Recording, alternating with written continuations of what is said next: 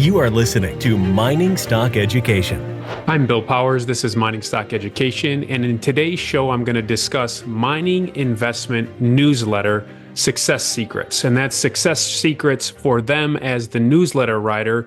And I'm going to give you this overview and talk through many of the issues surrounding the whole mining investment newsletter ecosystem to help you better decide if a mining newsletter and the help that they might give you would be beneficial. You should also know about some of the underbelly, which I'm also going to discuss today. I've been studying the sector, specifically mining investment newsletters, for about a decade, going back to 2015. I have interviewed many newsletter writers. I'm friends with some. I've subscribed to many. And so I have a firsthand view, having consumed the material, done my own due diligence, gone to the conferences, interviewed the pros, come to my own conclusions, so I can offer you some of my critique and insights regarding what a mining investment newsletter might offer you in today's show. My name's Bill Powers, and this is Mining Stock Education. One of the more frequent questions that I have received is, should I subscribe to a paid newsletter? And that's what we're talking about today in today's show. A paid newsletter, and which newsletter, if so, would you recommend that I subscribe to? That's a frequent question that I get. So in today's show, you're going to learn the mining investment newsletter's role in the ecosystem of this whole investment sphere, and specifically junior mining stocks. You're going to learn the four main products that the newsletter writers will sell you. You're going to learn some lesser known investment newsletter facts, common mining stock newsletter writer biases, effective sales tactics and hidden tricks of the trade, and what you should consider before buying a subscription to a newsletter. How do the newsletter writers operate within the investment ecosystem? Well, small caps rise because of three things: a macro move, or a commodity move, a bullish move, or bearish move dramatically and perhaps most affects a small cap junior mining stock. The second thing is marketing or promotion and management's ability to convince people of why they should buy their stock, or hiring people to help convince people why they should buy their stock, thus marketing. And value recognition, whether that value is actually there or it is perceived. And oftentimes perceived value will come with a marketing push. And so you should understand that these are the three main things that causes a stock to go up. If you want to know more of my thoughts on this, I did a 1-hour teaching on this about how to make your first $1 million in junior mining stocks. I'll link to that above and also in the show notes if you want to hear my thoughts on that. Illiquid small caps often suffer from analyst coverage and investor awareness. So newsletters functionally are a marketing arm for many of these stocks, whether paid or not paid. And so if a prominent newsletter writer suggests a certain stock pick, you might see a dramatic increase in liquidity. And if you were already in that stock, you would want to know where that liquidity came from. For example, in 2016, I had a friend who was in a certain stock. That stock went 4x. And when he did further research, he found out that it was specifically because of a marketing push. Therefore, he sold it after a 4x before it fell off 60% in the months following. So you want to be aware of how marketing and even recommendations from newsletters can affect these small caps. Some newsletters provide insightful education in the sector beyond just recommending a specific stock pick.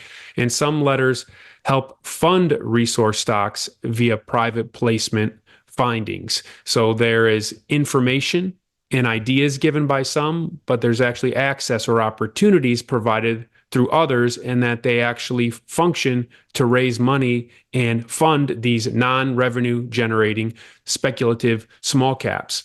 The four main products that the newsletter writers will sell you is, number one, an idea, a stock recommendation, and hopefully with an investment rationale. Some newsletters offer, in my opinion, too many profiles that are not in-depth at all. And so I've seen some newsletters that profile 30 picks, and it's like a paragraph or at most 2 paragraphs on that pick. And if you really want to make money in this, that level of due diligence just doesn't suffice. Others profile about 8 to 20 picks, but they give you a more in-depth rationale. And that is what appeals to me more so than just 30 picks with not much in-depth due diligence. They could offer you insights, sector trends, insider advice, geological analysis, and so forth. And so the best ones, in my opinion, offer unique picks with an investment rationale coupled with some sort of sector insight that maybe you don't have the time to go out and get on your own or have the ability to get, and they bring that to you via paid format. This is often overlooked, interaction. So many newsletter writers will allow you to interact with them in a reasonable fashion. I have had some tell me that sometimes a very small percentage of their readership kind of asks too many questions and is a little too bothersome, but that is an anomaly. That's not normal.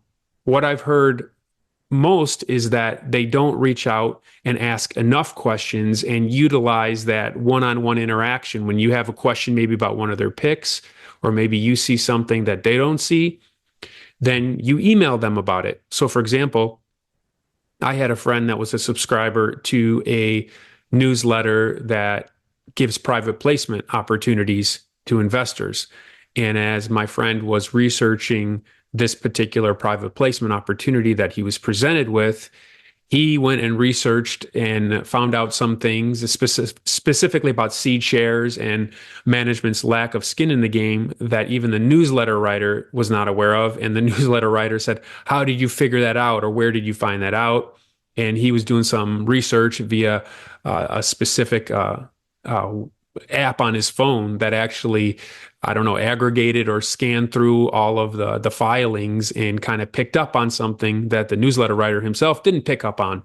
Well, that's an example where the newsletter writer misses it because we're all people and can make mistakes. But the ability to interact, I think, is important if you're going to pay for a subscription. But if it's the $100 to $200 a year subscriptions, probably don't expect that much interaction. But if it's $1,000 and up, I think you should expect and look for interaction. And then I'll say ingress or access to private placements. And if you're going to subscribe to a newsletter that offers you access to private placements, a good question to ask the newsletter writer before subscribing is, how exclusive is the opportunity that you'd be presenting to me through this? And if you're paying for a newsletter in which the main purpose is to give you access to private placements, usually you're talking about multiple thousands of dollars is the subscription fee versus the newsletter that I referenced earlier. If you get 30 picks with a very surface level analysis, that's going to be 99 or $1.99 per year, $199. So there's a wide range of costs to this as well. What are some of the backgrounds to newsletter writers that I've seen? Private investors, some of which have been sought out for their insights, and then that launched a newsletter. Other private investors that just wanted to document their journey, but knew that they had something valuable to share, and they monetized that through a newsletter. I've seen mining journalists turn into newsletter writers, or mining industry professionals, an engineer, a geologist, or a finance person monetize their knowledge and experience through starting a newsletter writer. I've seen finance guys with minimal geological training. And when I say finance, not even from within the sector, start a newsletter and be very successful in terms of the number of subscribers. I've seen chartists who their main thing is looking at the charts, found the sector, and they turned into a stock picking newsletter as well. Mining analysts. I've even seen travel vloggers start a mining newsletter. And based on testimonies that I've listened to, just people that didn't have a job were offered a job at a newsletter writing company, investment company, and that was how they got into it. So a variety of backgrounds. Here are some lesser known facts about this industry. Many independent mining newsletter writers do not make that much money. And that's from a number of people I've talked to. And of course, what is a lot of money is relative one to another. But by and large, most don't make that much money. Some make money, more money from private placements and or sponsor fees than subscription fees from investors. So that's something you want to know. And the reason why I'm giving you this background is because you should understand the industry and what's being offered to you in terms of the product before you make that purchasing decision. There are some people that have newsletters and they're not the highest priced newsletters, but that forms a basis for them to then offer private placements to those newsletter subscribers because they'll make 7% commission or 6% commission and maybe 7% warrants on helping that issuer raise funds through their subscriber. And so many with that model make actually a lot more money through the finder's fees that they get. Some, especially during bear markets, I've seen transition away from the subscriber model only into taking sponsor fees. And so sometimes there's a combination of taking money from the issuer side as well as the subscriber side. So you should be aware of that just so you know where the biases are in terms of the information that you're being presented. And that should factor into how you value that information, because if you're paying them a fee and it's not for free, then you want to know, the ingredients that are going into that end result that they're feeding you. Some charge both the companies and the subs to feature them, as I've kind of mentioned here. Some own separate marketing agencies that promote junior mining stocks. That's an important point to note. And some of them charge thousands of dollars a year for being a member of their newsletter group. And at the same time, they own a separate marketing agency and they'll take money from issuers as well. This isn't all of them, but this model is out there and you should be aware of it. So if you think about it from the owner of the newsletter writing business, take money from the company, take money from the subscribers, tell the subscribers that this is a good pick, take money from the company via the marketing company, and then market that issuer separate from the marketing that you're doing to your newsletter subscribers who have already paid you thousands of dollars. So that model is out there. I'm just making you aware of it. And how I reference that many independent mining newsletter writers don't make that much money. Well, the ones that do, they're functionally sales organizations. And sometimes these sales organizations hire people to work for them. Or what I've seen is some independent newsletter writers used to work for the sales organization type editorial or publishing company, and then they've learned those tricks of the trade, and then they've translated that into their current business. And oftentimes when you see this sales organization, if they hire employees to write for them, sometimes they say, well, our employers are unbiased because they aren't allowed to invest in the companies that they recommend. Okay, but does the sales organization take compensations for the issuers that then some of the employees recommend? That would be a good question to ask. And then the second question to ask is, well, would you rather have an investor with skin in the game investing with you if you're the subscriber of a newsletter? So I'm giving you these models so that you can think through what's of value to you if you're going to buy from one of these editorial and information providers. And some of the most powerful ones in terms of moving share prices and enriching the owner is when, and I'm going to describe more how these function as a sales organization here in a second, but if you have an owner that owns a marketing company, he owns a newsletter company that functions like a sales organization and has a high ticket item subscriber base. I've seen it to where They write a book, and really they're not writing, it's a ghostwriter and hired researchers, but their name is on it. They market the book with a macro thesis. The conclusion of that is the company that they themselves put together with founder shares. So the book gets people interested in the company. So it forms the macro basis for why you'd want to invest in this new startup that they are the founder and perhaps CEO of. That company then does some initial rounds, hires the marketing company owned by the owner, and then it's also marketed to the paid subscribers. And so that model is out there. It's very lucrative for the owners. I've seen an IPO, just shoot up into the stratosphere on a major exchange in the United States using this model, more than one. And I know very smart people that have made money off of this. Like one that I'm thinking of went up to $16 a share. 2 years later now, 3 years later, it's 50 cents a share.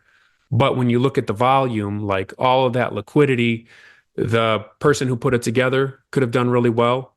And even the people, the paid subscribers, could have done really well if they sold closer to the initial public offering when it was being marketed hard. Because I know very smart people that even participated in such a promotional push, not even believing in the full macro thesis or the longevity of the company, but just believing in the model as I just laid it out. They knew they could get a 2-3x in a period of months as just selling into the promotional push that is built around this model that I'm describing to you today. Some newsletters and newsletter writers are functionally the marketing arm of certain investment networks. And so as you observe, as I have over the past decade and many, many more years than me, you'll see that there is a common theme in many of the stock picks, and that some of the newsletter writers always seem to recommend the stocks of certain groups. And that could be because they truly believe in it, or perhaps it's for different reasons. I'll let you decide. Some make more money talking about mining stocks than actually investing in them. So if you got a $3,000, as an example, if you got a $3,000 subscription for the year, and even if you give that pick to your subscribers and say, you get in first before me, I won't buy for a day or 2 or 3 or whatever until you have an opportunity to buy. If when they buy $2,500 worth of stock in this so-called pick, is it even really buying the stock when you're charging one sub $3,000 a year? So it's a fair question to ask. And I know that some newsletter writers that do better than average have even been asked by their subs, and just point blankly, are you motivated to go find me good picks because I can do the math based on what your subscriber count is and what you charge? You're making a pretty penny whether you find a good pick or not. I'm just giving you some food for thought, some things to think through. Some newsletter personalities use ghostwriters, and I'm not talking about just researchers, but they actually hire people to write for them, and then they just put their name on it. So are you really getting the face of the newsletter that's giving you this information, or are you getting the known famous face that hires somebody behind the scenes who you don't know that's ghostwriting for them? Just something to consider. Some common newsletter writer biases that I've observed over the past decade is the preferred mining stock type. And there's nothing right or wrong about this. It's just what you want to be aware of before you purchase. I've seen newsletter writers that just or primarily feature like the royalty companies or even companies only on the New York Stock Exchange. And that's fine, but just know, is that what you want? Others, like the small speculative stocks, for me in North America, I'm talking more of the Canadian issuers that perhaps have an OTC listing. And then there's newsletter writers out there that are commodity specific, whether it's just only that commodity explicitly or it's mostly that commodity. So just make sure that you have a bullish view on that commodity, but also be aware that it's, as I'm going to say here, it's really hard, the third point, to sell a gold stock newsletter if you're bearish gold. So it's really hard to sell a uranium newsletter if you're bearish uranium, or a copper newsletter, or a battery metals newsletter if you're not bullish the battery metals. So there's just that inherent bias to where even if the company has good fundamentals that they present to you as a stock pick, look at how lithium rolled over in the last year or so, and look at what happened to the lithium equities. And it's like that. It doesn't matter how good the discovery was. Usually, if the commodity rolls over by 70%, the stocks are going to violently sell off. So if the newsletter writer has that bias, like every gold stock newsletter writer that's primarily gold stock picks, they've been perma bulls going back to 2008. And so they always err on the side of being too early because of the view on precious metals. I've also seen past pick positivity bias to where it's harder to give up on a loser because none of us like losers. I know some of my newsletter friends would push back on that, say, no, Bill, I'm completely unbiased and I don't mind cutting my losses. And I'm even though I'm bullish on the metals or a certain commodity, I'm able to push that aside and still in the near term come to a more accurate view of where the commodity price would be going. I've also seen what I'll call the bromance factor influencing picks. And for all the female listeners, no offense, but most newsletter writers that I've met are male, as well as junior mining executives. So I've seen where the two people just really like each other, and because of that relational equity or affection, that it's a hard time perhaps moving away from a pick that they've given to their viewers, even if things aren't going that well. I've seen a newsletter writer functionally become the IR arm of a stock that was going through a crisis for a period of over a year regarding permitting and such. So you want to understand the newsletter writer positivity bias. And here's a quote from an unnamed newsletter writer. The public will buy a newsletter that is bullish and wrong in its judgment, and desert a paper that is bearish and correct in its judgment. All of my subscribers are bulls. I could not exist without them. I never predict declines unless we are on the verge of a panic or a bad break. If I think that a certain stock will decline, I advise my clients to take profits. Such advice sounds well. So you can sell more to a certain audience if you're going to be bullish. What's the common sales funnel that you see for how the newsletter writers get subscriptions? Paid advertisements, native ads, top of the Google page, what have you, podcast guest appearances, YouTube appearances, speaking at conferences. Most of them will have a free email list that you can sign up to. And I'm on some, and there is valuable content at times on those email lists as well. Authoring a book. Many of them will author a book to try to reach a wider audience, educating them on junior mining stocks. And then, of course, the call to action is eventually subscribing to their newsletter. Social media engagement on Twitter and so forth. Many of them are active to raise their profile. And kind of a subcategory of that one would be a unique one is the pseudo saint persona. It's less common, but it's an interesting approach to sell newsletters. And I've seen this persona online to where it's kind of, I'm holy and righteous, and 98% of everybody out there in terms of issuers and even newsletter writers are scoundrels. And so cut everybody else down in order to build myself up in order to sell newsletters. So that's an interesting sales approach to selling newsletters, but it's out there. Sales organization tactics and tricks. This is how those sales organization types do it. And so I'm pointing out the tactics and how they get subscriptions just so you can be aware of it. And it starts with what they would say is a collaborative approach to finding huge, interesting investing ideas. That's the goal. And so the newsletter writer is going, or editors or sub-editor is going to generate 3 to 4 ideas to present to the group. Then your editorial team or guy, your copywriters, and your marketing team are going to discuss the ideas. Then they're going to choose the most marketable teaser stock idea around which they can build an online written and video ad campaign. And so if you go on Google Ads and you type in best stock picks or best mining stock picks, best oil stock, top gold stock, at the top, you're going to see this type of marketing and click, trying to entice you to click. And then when you read through what they've come up with in terms of a video and written ads, it's going to be a result of this process here that I'm laying out.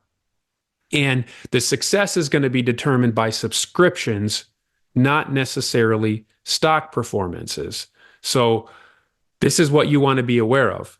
How they do the teaser stock sales, well, it usually has a certain form, which I'm going to lay out here. And I'm giving it to you so you can recognize it. I found an underfollowed stock that is about to go 10x. And this is usually, I have this secret stock, this mystery stock that they tease out. That's usually coupled with some sort of macro insight or argument to substantiate why this sector is about to boom and this small, underfollowed, unknown stock is about to go up more than all the other stocks that are related to this industry. It usually has some sort of argument like that. There's a guy named Travis Johnson, by the way, of Stock Gumshoe, and he actually has a newsletter figuring out and selling to his subs what the teaser stock is based on the information that they tease out. So literally a guy made a newsletter about figuring out what the teaser stocks are. And you could say, well, why would you want to subscribe to that? Maybe for entertainment purposes, or perhaps you could try to get in on the promotion before the promotion goes wild. So if you figure out the teaser stock at the beginning of the promotion, perhaps you can just get 10, 15, 20, 30, 40% in a short period of time off of the promotion. They establish themselves then as an authority. I have a CPA. I've been at this 20 years. I have such and such track record. I work for this firm within the industry that gives me superior insights. And I've often seen this one where then a famous person, they'll reference, it gives them an authoritative recommendation. There's one that someone boasts, so-and-so calls me the best stock picker in the resource sector. And that same person gives the stock picker his money to invest. So then we'll gladly give his recommendation if it helps them move the stocks that they're invested in. And then you'll usually see him talk of a past claim stock pick that went up 10, 20x, and that's further to boast their authority, show that it can be done. And so it will end with an urgent call to action that evokes greed and fear of missing out. So you have your authoritative person who's already identified 10x stocks. And for a limited time, this is your ability to find out this next stock that nobody knows about, because this sector is going to move and this stock is going to move more than others within this sector. That's the general format. I read a couple of these in the gold space for gold newsletters this week as I was putting together this teaching. And so my final thoughts on should you buy a paid newsletter, and if so, what should you look for? Again, I've laid out some of the dynamics and lesser known things of the sector and how it actually works. Listen to or read the free materials first. So do you like what they're saying? Do you like the content? Do you think there's some insight there? Then say to yourself, do I understand their business model before buying a subscription? Do they invest with me? Or do they not invest in the stocks they recommend? Do they tell me? about the stock before they invest, or do they tell me after they invest? Do they give me the specifics of what they invest, or just generally what that they did invest? Then know the type of mining stocks picks, or the pick they offer, or the approach that is offered, as I talked about. Because one of the things you want to learn here is you want to learn how to catch a fish yourself. So even in reading multiple newsletters over multiple years, each newsletter writer has different assumptions built into how they approach the sector. And some are perhaps more insightful than others and more nuanced. And you just have to know what you're looking for, what you find value in. And if you only want to be in royalty stocks, don't sign up for a newsletter that offers you the riskiest of risky exploration stocks 80% of the time. Then if possible, check the stock picker's verifiable track record. Some of them will, if you email them before buying, they could give you that information as well.